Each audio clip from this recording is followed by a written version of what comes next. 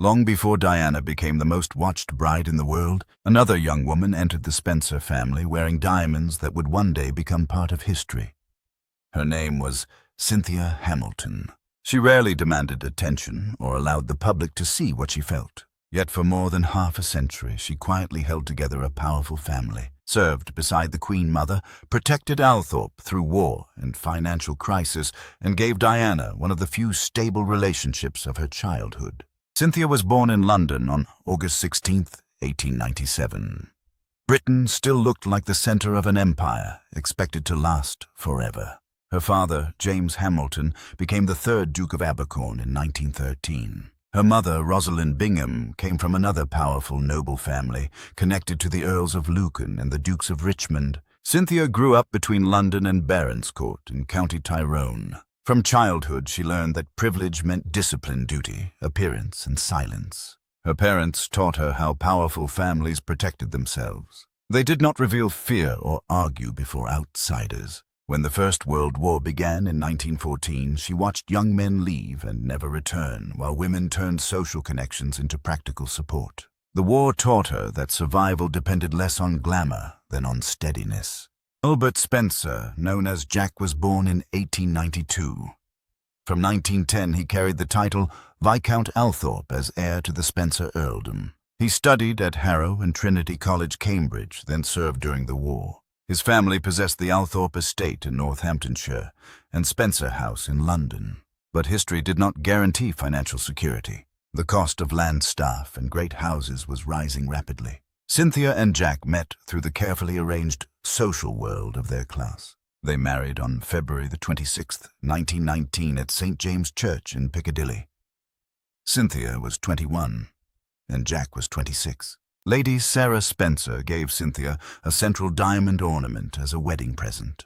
It was not yet the complete Spencer Tiara, but it would become one of its most important elements. After the wedding, Cynthia became Viscountess Althorp.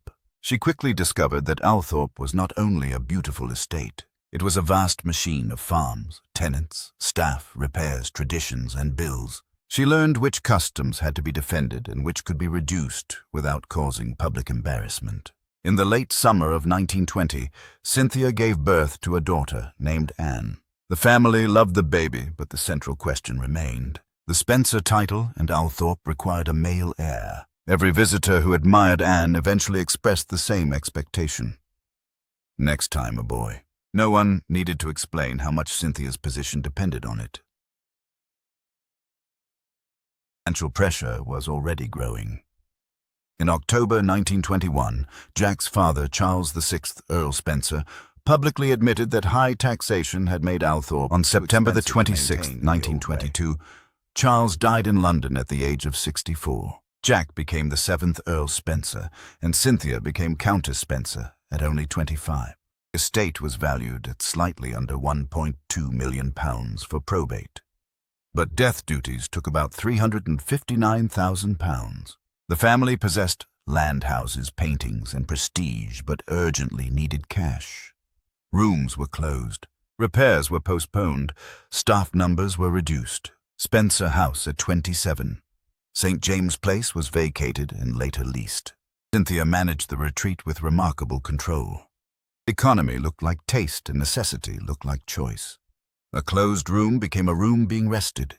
A smaller staff became efficiency. A reduced dinner became good sense. Protecting the family's reputation was not vanity. Reputation was part of its political and financial survival. On January 24, 1924, Cynthia gave birth to a son at the family home in Bayswater. He was named Edward John Spencer and called Johnny. His arrival changed the atmosphere immediately. The line was secure. The future Earl Spencer had a body and a name. Cynthia loved him as her child, but she also understood that his birth strengthened her position and ended years of pressure. In 1922, Cynthia's father became the first governor of Northern Ireland, placing the Abercorn family at the center of a tense political order. During the 1920s, Cynthia raised Anne and Johnny while helping Jack preserve Althorp through falling income, rising taxes, and the economic crash of 1929. Her calm manner drew her toward the royal household. She became acquainted with Elizabeth, Duchess of York, who had married Prince Albert in 1923. Elizabeth could make a crowd feel welcomed. Cynthia could make a tense room feel safe. She remembered details, never repeated private conversations, and reduced friction without drawing attention to herself. The monarchy entered crisis in 1936. King George V died in January, and Edward VIII succeeded him. By the end of the year, Edward's intention to marry Wallis Simpson had created a constitutional disaster. In December 1936, he abdicated. His younger brother became King George VI, and Elizabeth became Queen. In 1937, Cynthia was appointed Lady of the Bedchamber to Queen Elizabeth. The title sounded decorative, but the work demanded loyalty, stamina, tact, and absolute discretion. Cynthia became part companion, part organizer, and part shield between the Queen and the pressures surrounding her.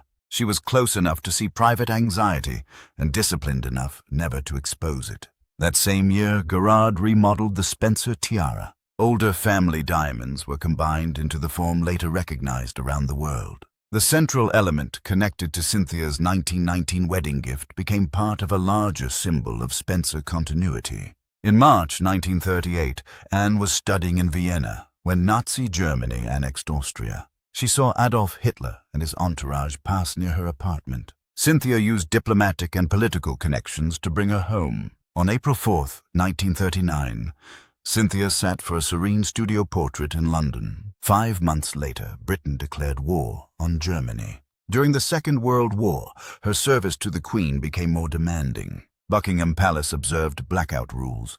London endured bombing. The King and Queen remained in the capital, visiting hospitals, ruined neighborhoods, and families who had lost everything. Cynthia stayed close to Queen Elizabeth, handling small details so the public image of courage could remain intact. At Althorp, the military used the estate stables while the main house remained largely protected. Cynthia and Jack also moved furniture doors, fireplaces, and valuable objects from Spencer House to Althorp to save them from bombing. Family history was wrapped loaded onto trucks and carried away before the next air raid. Cynthia became chairman of the Women's Land Army County Committee for Northamptonshire. She helped organize women to replace men who had left farms for military service. The work involved housing, training, transport supplies, and disputes between inexperienced volunteers and practical farmers.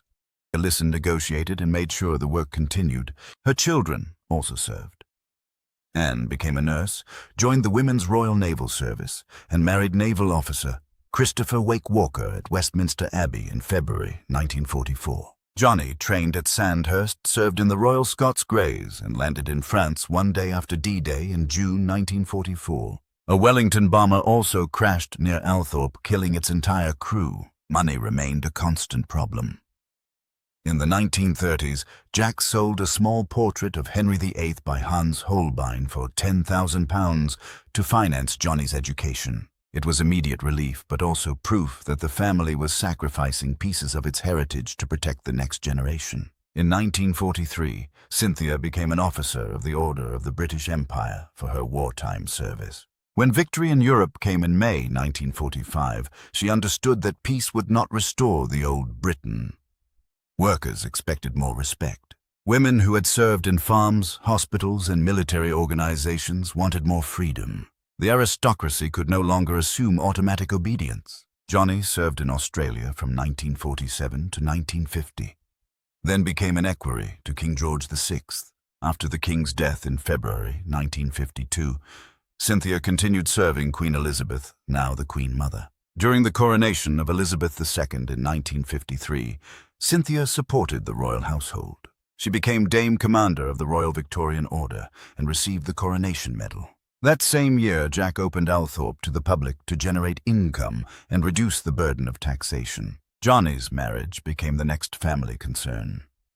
In 1950, he became engaged to Lady Anne Coke, but Jack opposed the match because of concerns about mental disability within her extended family. Johnny ended the engagement under paternal pressure, showing how aristocratic ideas about bloodlines could defeat personal attachment. He later met Frances Ruth Roche, daughter of Maurice Roche, Baron Fermoy. Her mother, Ruth Fermoy, belonged to the Queen Mother's inner circle. Johnny and Frances married at Westminster Abbey on June 1, 1954. Queen Elizabeth II attended. Frances was 18. Johnny was 30. The marriage strengthened royal connections but placed enormous expectations on a very young bride. Their first daughter, Sarah, was born on March 19, 1955. Their second daughter arrived on February 11, 1957, and was named Cynthia Jane Spencer in honor of her grandmother. She was usually called Jane. The family loved both girls but continued demanding a male heir. On January 12, 1960, Frances gave birth to a son named John. He died within hours. The loss devastated her and widened cracks already present in the marriage. Johnny became more controlled and emotionally distant. Before Frances had fully recovered, the family returned to the unspoken demand for another son. On July 1, 1961, Frances gave birth at Park House to Diana Frances Spencer. After the previous loss, there was relief that Diana was healthy, but also disappointment because she was a girl. Cynthia saw the reaction immediately. She touched the baby's hand and made her position clear. Diana was perfect. The child would not be blamed for failing to satisfy adult expectations. Diana grew into a sensitive and observant child. She watched faces, detected tension, and noticed how quickly the emotional temperature of a room could change. Cynthia understood because she possessed the same ability. But Cynthia had learned it as discipline. Diana was learning it because her home was unstable. On May 20, 1964, Frances gave birth to Charles Edward Maurice Spencer. At last, the family had the male heir it had demanded. The pressure eased, but the marriage did not recover. Johnny remained controlling and sharp in private. Frances felt increasingly isolated. In 1966, she met Peter Shand Kidd. By 1967, she left Johnny and tried to create a new life in London. During the Christmas holidays of 1967, Johnny refused to let Diana and Charles return to their mother. A bitter custody battle followed. Ruth Fermoy testified against her own daughter and supported Johnny. The divorce was finalized in 1969, and custody remained with him. Diana was 7. She experienced her mother's departure as abandonment and began trying to become good enough to stop other people from leaving. Cynthia became one of Diana's few sources of predictability. She did not overwhelm the child with questions or emotional speeches. She offered routines of quiet walks, books, regular meals, and a calm presence that did not change with anyone's mood. She understood that some children speak only when silence feels safe. Diana watched her grandmother prepare for royal duty and saw a model of composure that would later shape her own public behavior. By the early 1970s, Cynthia's health began to fail. She suffered headaches, fatigue, and confusion before doctors diagnosed a brain tumor. Even then, she continued serving the Queen Mother as long as she could. Jack, who had depended on her steadiness for more than 50 years, could only remain beside her. Diana visited her grandmother during the illness. Cynthia was weaker, but her attention remained focused. She reassured the 11-year-old girl that she would be all right. It was not a promise that life would be easy. It was a statement that Diana possessed the strength to survive it. Cynthia died at Althorp on December 4, 1972. She was 75. The Queen Mother lost a trusted companion. The Spencer family lost the quiet force that had managed its tensions, protected its dignity, and softened its harshest expectations. Diana lost another adult who had made her feel safe. Cynthia did not live to see what happened 9 years later. On July 29, 1981, Diana married the Prince of Wales while wearing the Spencer Tiara. The world saw a brilliant arrangement of diamonds and assumed it belonged naturally to the moment. Few knew that part of its story began with Cynthia's wedding gift in 1919, 62 years earlier. The tiara connected 2 Spencer brides across 62 years. Cynthia was trained to disappear behind duty. Diana became impossible for the world to ignore. Yet both were expected to protect an institution, produce continuity, control emotion, and look calm, while private life became painful. Cynthia's influence remained in Diana's instinct to read a room, sense unspoken suffering, and comfort others while neglecting herself. Cynthia was forgotten partly because she performed her role too well. She created no public scandal and demanded no applause. She prevented crises from becoming headlines, and the world rarely remembers the person who quietly stops disaster.